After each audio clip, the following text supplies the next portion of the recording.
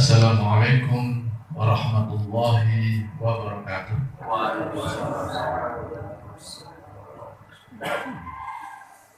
Alhamdulillah, alhamdulillahilladzi huwal awwalu bila ibtida wal akhiru bila intiha.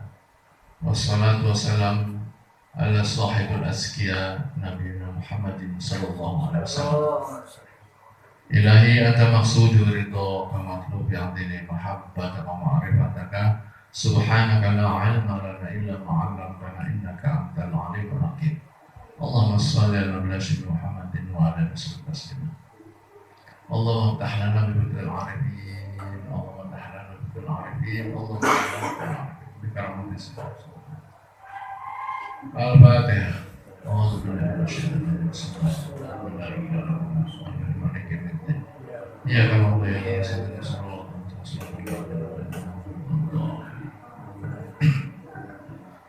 jamaah Majelis Sultan Aulia Syekh Muhyiddin Abdul Qadir Al-Jilani yang saya hormati, manaqib yang tadi disampaikan, manqobah yang berapa tadi? 31 menjelaskan tentang ziarahnya Sultan Aulia Syekh Muhyiddin Abdul Qadir Al-Jilani ke makam Rasulullah SAW. Selama 40 hari beliau bermunajat, berziarah di makam baginda Rasul. Ini merupakan pembelajaran bagi kita sebagai pengamal thariqah Qadiriyah wa Naqsyabandiyah. Juga dianjurkan untuk melaksanakan riyadhah ziarah kubur, wabil khusus kepada guru-guru kita, kepada orang tua kita, apalagi kepada baginda Muhammad SAW. Sultan Aulia Syekh Muhyiddin Abdul Qadir Al-Jilani telah memberikan keteladanan karena manqobah itu atau manaqib yang ada dalam kitab manaqib itu adalah pancaran memberikan nilai pendidikan edukatif, kemudian nilai inspiratif, memberikan dorongan kita untuk memberikan motivatif kepada kita sebagai pengamal thariqah. Jalannya thariqah Qadiriyah wa Naqsyabandiyah yang kita bersandar kepada pengarsa Guru Agung Syekh Ahmad Shahibul Wafat Tajul Arifin hingga kepada Sultan Aulia Syekh Muhyiddin Abdul Qadir Al-Jilani dan kepada baginda Nabi Muhammad SAW. Ini adalah poros ittisalus sanad. Bagaimana kita belajar thariqah ini menyambung dari satu guru ke guru berikutnya terus sampai ittisalus sanad. Silsilah yang ada di dalam biasa kita rabithah, di dalam membaca tawasul, itu adalah rangkaian penyambung rohani. Ibarat gerbong kereta itu adalah di paling depan adalah baginda Nabi Muhammad SAW, terus turun kepada Sayyidina Ali, terus turun kepada Sayyidina Hasan dan Husain, terus kepada Imam Ja'far Shadiq dan sebagainya. Itu adalah terus menyambung untuk ketika kita membaca rabithah di dalam tawasul, itu adalah kita mencantolkan diri wasyuhada'i wassolihin wa hasuna ulaika rafiqa, bahwa mereka ini syuhada dan solehin, yakni yang di kita tawasul itu adalah wa hasuna ulaika rafiqa, sebaik-baik apa yang kita dekati, sebaik-baik apa yang kita cantoli, ta'aluk hati kita kepada mursyid kita. Kemudian di dalam majlis manaqib diajarkan juga kita bertabaruk, ya.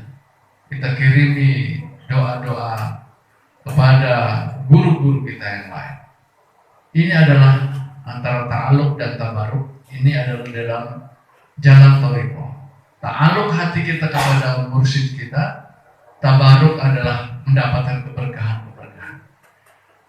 Majelis Sultan Aulia Syekh Muhyiddin Abdul Qadir Al-Jilani di setiap manaqibnya disebutkan ini adalah majelisnya jalan rohani. Kalau di dalam thariqah itu kita selalu tiga hal yang kita jalankan, zikir, ya. Kemudian khotaman, manakiban. Zikir, khotaman, manakiban. Zikir itu adalah amalan yaumiyah setiap waktu sholat. Khotaman itu adalah penutup dari zikir, biasanya setiap seminggu sekali. Kalau di Suryalaya itu setiap hari Senin ba'da asar dan Kamis ba'da asar. Kemudian amaliyah bulanan, ini adalah amaliyah bulanan. Manakib.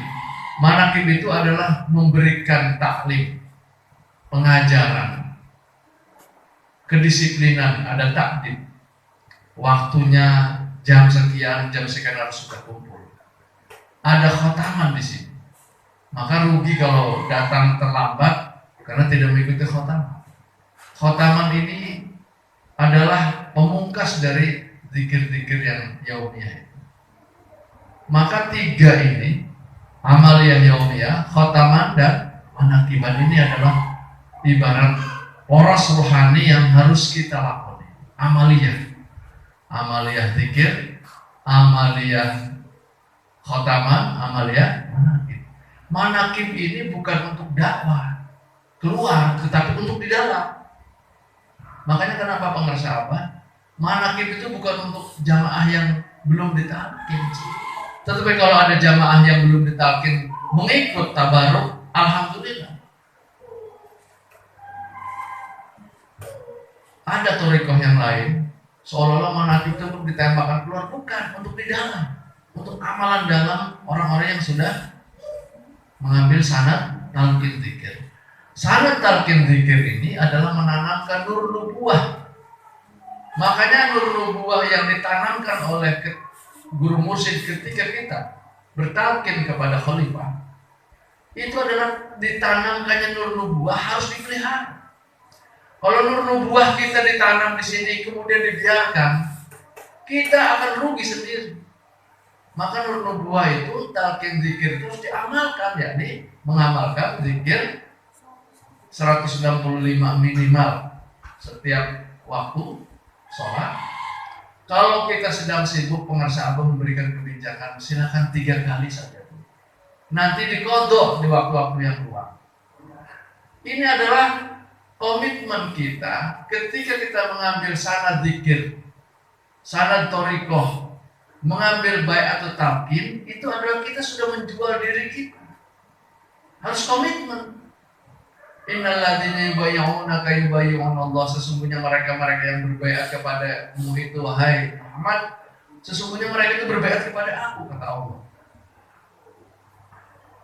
Wa man nakasa fa innama yanqusu ala nafsi. Jika dia mengingkari, maka dia membohongi diri sendiri. Rugi. Wa man awfa bima ahada alaihi sajran madinah. Jika mereka memenuhi janjinya itu, mengamalkannya. Ya meskipun sambil bertahap namanya belajar zikir terus. Pengarsa abah segitu sudah menjadi guru mursyid sering bilang, ayo kurang diajar sasarana. Ketawaduan abah mengajarkan zikir untuk membarengkan belajar sambil belajar. Karena zikir itu terus ibarat menggali tanah. Kata Imam Asy'arani, yang namanya air itu ada 2 jenis. Jenis air hujan, ada jenis air sumber. Air hujan itu adalah syariat. Makanya ukurannya ataupun kimianya lebih keras. Syariat itu adalah hentakannya lebih keras. Untuk memecah biji-biji untuk bisa tumbuh.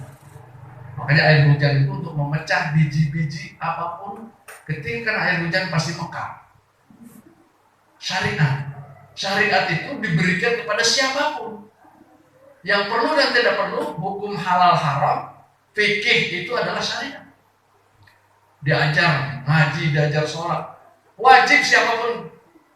Tetapi thariqah berbeda dengan pola pengajaran fikih. Thariqah adalah orang yang berminat dan orang yang mau bersungguh-sungguh mengambil. Kalau fikih air hujan diberikan kepada siapapun, yang perlu dan tidak memerlukan disampaikan. Air hujan itu Kapanpun datang kepada orang yang perlu dan tidak perlu dihujat. Fikih, syariat harus sampai pada telinga mereka. Tetapi toriko itu adalah bagi orang-orang yang terpilih, orang-orang yang sudah mendapat hidayah hatinya untuk mengambilnya. Makanya orang toriko itu tidak disampaikan kepada halayak umum, tidak diberikan secara murah. Toriko itu diambil bagi orang yang berminat. Makanya toriko itu adalah orang yang sudah siap memasukinya. Nah, ketika sudah masuk, sudah ditalkin dan dibaiat, dia harus komitmen. Tuntutannya adalah istiqomah, komitmen. Waman auba bima ahada alillahu sadaqatin. Orang mereka yang memenuhi komitmennya, istiqomah untuk mengamalkannya, fasayukti ajrun azim. Allah berikan anugerah yang sangat besar. Susah dibilang kenapa anugerah.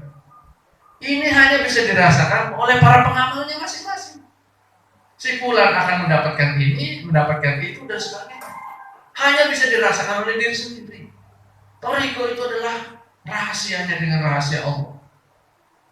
Makanya si fulan ketika zikir mengalami apa, merasakan apa, itu adalah masing-masing, hanya Allah yang tahu dengan yang berzikir. Inilah toriko. Makanya orang toriko itu berzikir itu adalah sepertinya dia sedang menggali tanah, terus menggali tanah sampai menemukan air sumber yang ada di dalam tanah.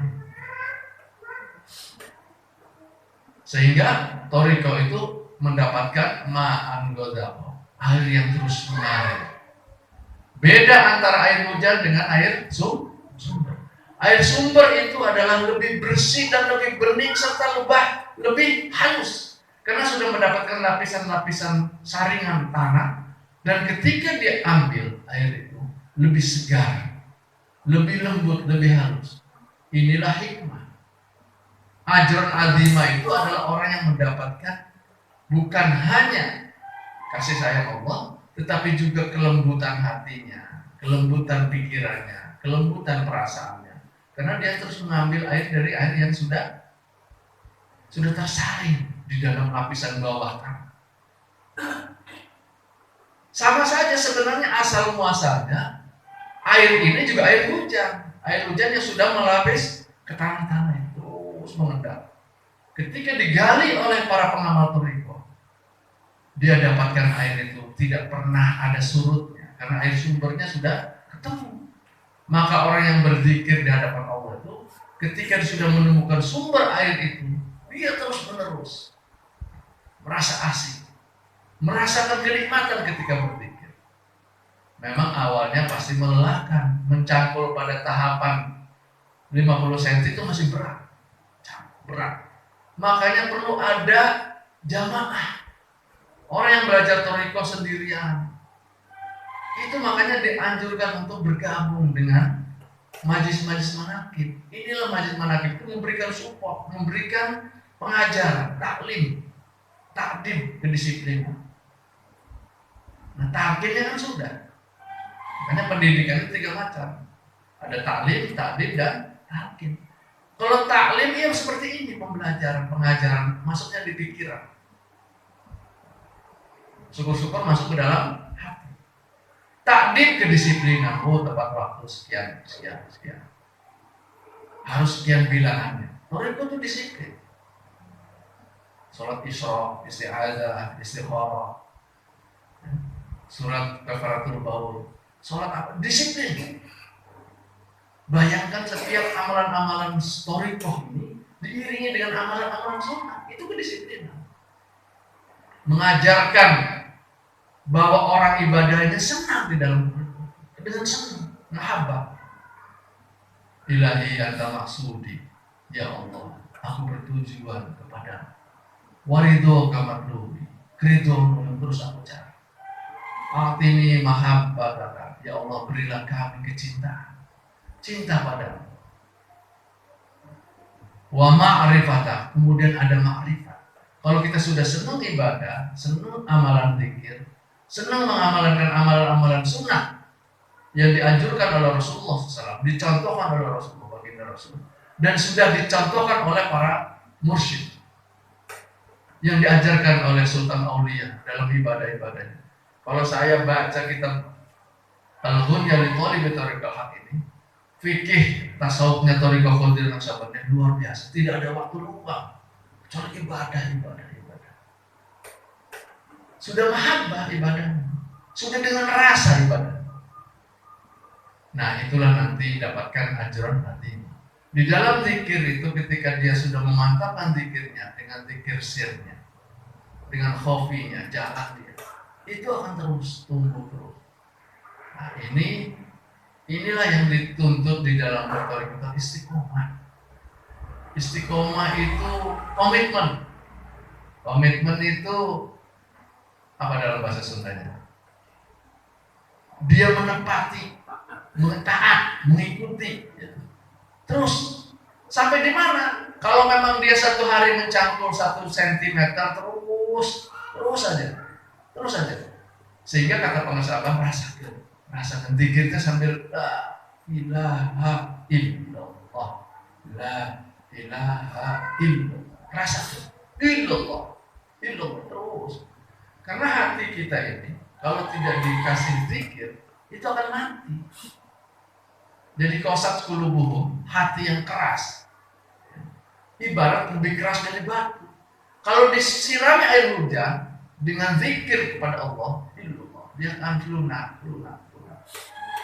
Makanya cirinya orang yang zikir dengan rasanya itu sudah masuk dan dekat Allah, itu biasanya keluar air mata. Keluar air mata itu tidak bisa diminta-minta, tetapi disitulah antara hubungan sirnya manusia dengan Allah. Itulah yang terpautnya hati. Kalau belum menemukan itu, ya terus menggali istiqomah. Yang dituntut adalah istiqomahnya ini. Walaupun amalan yang kita sedikit, tetapi kalau istiqomah, insya Allah akan mendapatkan barokah, ketaatan tadi. Jamaah ikhwan fillah, bahwa thariqah kita ini adalah thariqahnya Majelis Syekh Abdul Qadir Jailani dalam manaqib ini adalah untuk meluruskan barisan. Bagaimana amalan-amalan yang sudah kita lakukan tiap hari, kita bertemu bersilaturahim adalah dengan berjamaah. Thariqah Qadiriyah Naqsyabandiyah mengajarkan pandangan, sikap, perilaku ahlus sunnah wal jamaah. Ahlus sunnah karena orang-orang thariqah mengamalkan sunnah-sunnah Rasulullah. Dari amalan-amalan yang kecil, salat syukur wudu, salat tahiyatul masjid, salat tahajud, salat tasbih, itu semua itu sudah dianjurkan dan dicontohkan oleh Rasulullah. Ahlus sunnah. Zikir itu jelas dalam Al-Quran. Ada ratusan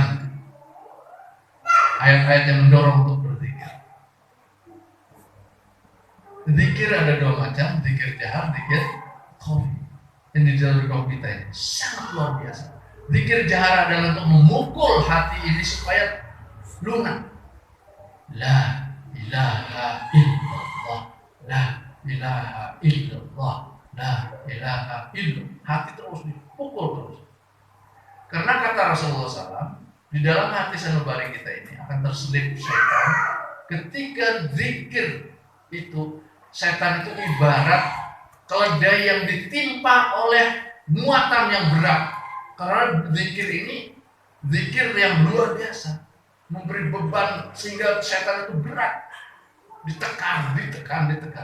Illallah. Ibarat keledai ditumpangi muatan-muatan yang berat itu dengan Ismul A'zam, la ilaha illallah, itu menjadi tidak kuat. Setan akan kembali keluar dari diri kita. Nafsu kita juga akan diarahkan oleh zikir khafi ini.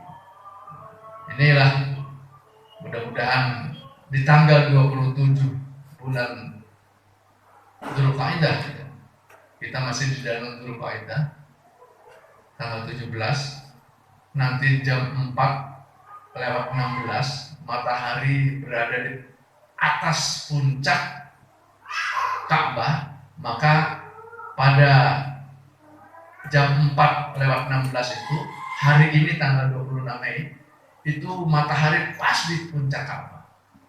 Silakan kalau mau ukur kiblat itu bisa hari ini, nanti sore. Dan kita rujukan hati kita. Hati kita mudah-mudahan disatukan oleh Allah dalam kiblat Allah Subhanahu wa taala. Di hari ini, tanggal 17 Dzulqa'dah ini, ya, kita juga bermunajat pada Allah lewat majelis manaqib ini. Mudah-mudahan kita juga bisa berhaji. Amin. Yang belum segera dihajikan, amin. Insya Allah yang sudah kita berdoa menjadikan haji yang mabrur. Saudara-saudara kita berkiblat memang melelahkan, menabung, bersabar dengan istiqomah. Berhaji ini adalah, haji itu puncak sebenarnya ibadah. Bagaimana kita mengenal dunia. Maka kata Sayyidi Syekh Muhyiddin Abdul Qadir Al-Jilani, sebenarnya orang yang bertarekat sudah melakukan tawaf di dalam hati satu bari ini. Ada wukuf Yamani, wukuf Iraqi, itu ada di tengah dada ini, di sadrun ini.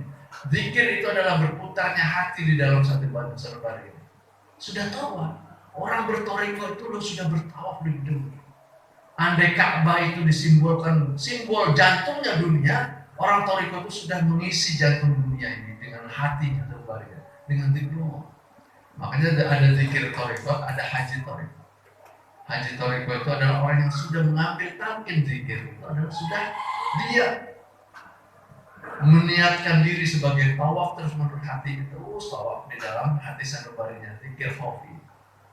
Maka tarekat Qadir Naqsyabandiyah ini adalah tarekat yang sebenarnya mengajarkan zikir yang terus berputar di dalam hati sanubari. Sama seperti tawaf secara fisik di Ka'bah itu. Makanya di dalam ajaran Islam ini Allah Maha Adil, ada makanul ijabah, ada sa'atul ijabah. Ada tempat yang diijabah, yakni Baitul Haram, kemudian di tempat makam Rasulullah, Baitul Maqdis, itu ada tempat-tempat makanul ijabah. Tetapi bagi kita yang tidak sempat pergi ke sana, ada sa'atul ijabah. Sa'atul ijabah itu ada waktu-waktu yang diijabah, sangat banyak. Hari Jumat, tanggal 10 malam Dzulhijjah. Kata Rasulullah, orang yang menghidupkan nanti malam 10 Dzulhijjah dengan zikrullah, dengan ingat pada Allah, kemudian membaca doa, Subhanalladzi dzil izzati wal jabarut, Subhanalladzi dzil qudrati wal malakut, Subhanal hayyul ladzi la yamut, la ilaha illa huwa yuhyi wa yumiit, wa huwa hayyun la yamut, Subhanallah rabbil ibadi wal bilad, walhamdulillahi katsiran thayyiban mubarakan ala kulli hal. Allahu akbar, Allahu akbar, Allahu akbar. Rabbana jalla jalalah wa qudrati bi kulli makan. Kalau dia amalkan ini, katanya, ini kalau mau ditulis maka ini di malam takbir, malam Idul Adha, selain takbir Allahu akbar, Allahu akbar, Allahu akbar, sama kita juga mengikuti mereka orang-orang yang berhaji. Artinya apa? Hati kita juga terpaut dengan Ka'bah. Hati kita terpaut dengan jamaah haji. Jadi sebenarnya banyak sekali di dalam tarekat itu cara-cara nilainya memiliki kemiripan sama, yang meskipun tidak sama persis dengan yang berhaji, tetapi mendekati ibadah haji. Ketika tahu kita ilmunya tarekat, ketika kita zikir khafi di sini terus, kan di sini latifatul khafi akhbar, ya, latifatul qalb, latifatul nafas, itu berputar di sini. Latifatul nafas, kemudian latifatul qalb, seluruh badan kita diajak zikir, tulang sumsum sampai daging dan urat-urat dan kulit semua. Itu zikir tarekat, tapi memang bertahap. Yang biasa diajarkan adalah khafi di sini. Ini sama. Terus saja ini istiqomah, insya Allah nanti akan menemukan. Inilah tarekat, jalan menuju Allah, cara mudah menuju Allah. Sayyidina Ali dan meminta dia, Sayyidina Ali merengek kepada Rasulullah, ya Rasul, ajarkan kami cara cepat dekat dengan Allah. Kemudian kata Rasulullah, bacalah, zikirlah Allah. Itu sudah biasa ya Rasul. Nah, Sayyidina Ali terus saja, kami ingin cari yang mudah dan tercepat. Kemudian kata Rasulullah, masuk ke kamar, tutup pintunya. Ghamid ainaika, tutuplah matamu, pejamkan matamu dan rasakan kalimat ini. La ilaha illallah, la ilaha illallah, la ilaha illallah. Lanjutkan, rasakan. Itu Sayyidina Ali. Makanya thariqah itu tidak diberikan pada sembarangan orang, harus diminta. Kita belajar talqin kan minta ke sana. Kita yang harus datang ke sana. Beda dengan fikih. Nah inilah, tetapi thariqah ini melengkapi amalan-amalan ibadah fikih. Tidak mungkin berthariqah tanpa ada fikihnya. Orang berthariqah itu orang ibarat naik gunung, naik ke puncak keagamaan. Itu harus sempurna dua kakinya, akidah dan syariah. Akidahnya harus benar, syariahnya, fikihnya, cara ibadahnya harus benar. Inilah thariqah, jalan menuju Allah. Itu saja, mudah-mudahan rahimahullah. Wallahu a'lam bishawab. Allahumma salli ala nabiyil hashimi Muhammadin wa ala alihi wa sallim taslima. Allahumma salli ala nabiyil hashimi Muhammadin wa ala alihi wa sallim taslima. Allahumma salli ala nabiyil hashimi Muhammadin wa ala alihi wa sallim taslima. Allahumma salli